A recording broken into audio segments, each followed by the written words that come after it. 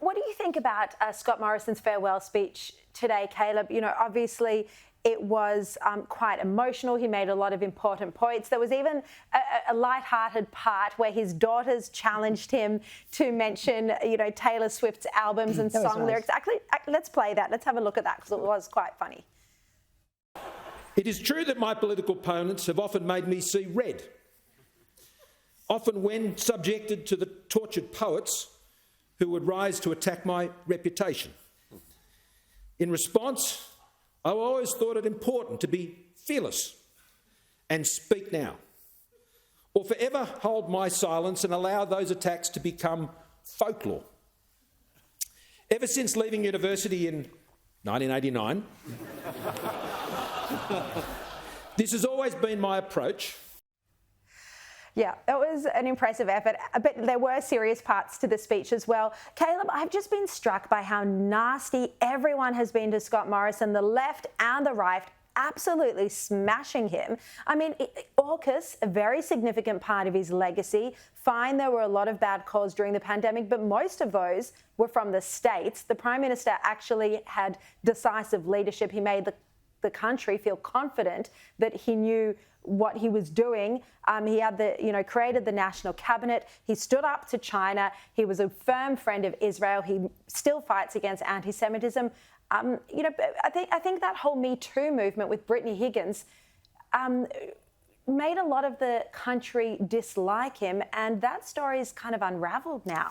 That might be part of it. Look, I will certainly give Morrison credit for AUKUS, and I will give him credit for being the first, essentially, in the world to start questioning the origins of COVID and taking on China in that regard.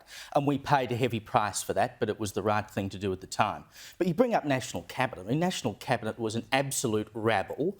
At no point did they come out of any of those meetings and then all go and do exactly what they agreed to? That's Victoria not his was fault. off. That's the but the point of it, the point of it was silly. He backed the long border closures in places like Western Australia, which he did. He did it. No, he didn't. He was trying to get them to open up. No, but he repeatedly 100% publicly he was trying to get them to open up. Repeatedly publicly trying to get them to open up. No, he was publicly trying to get them to open the border. Well, that's not my recollection. And I think in the end, what cost Morrison is that he seemed ingenuine. Now, whether that is fair or not, I think that became the perception, and in politics, perception is reality. I mean, we want to talk about Brittany Higgins. He publicly apologised to her in Parliament, almost as though it was an admission that something had happened. He should never have done that.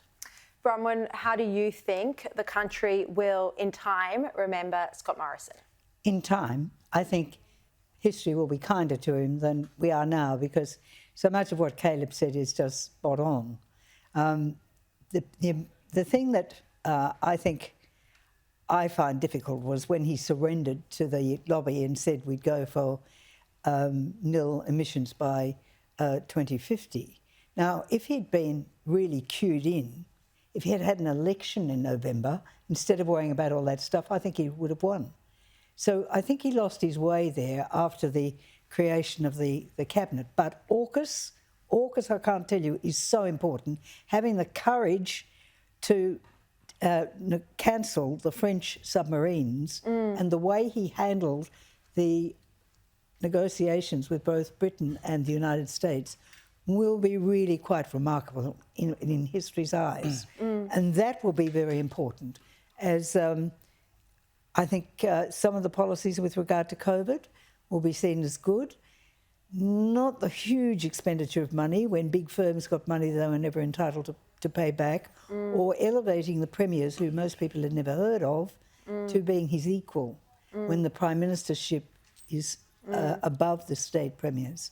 So all those things, I think, over time will become less important, and AUKUS itself will become the dominant memory of the Morrison government. The lasting legacy. Bronwyn Bishop, Caleb Bond, thank you both so much. Caleb, we'll see you 10 o'clock tonight.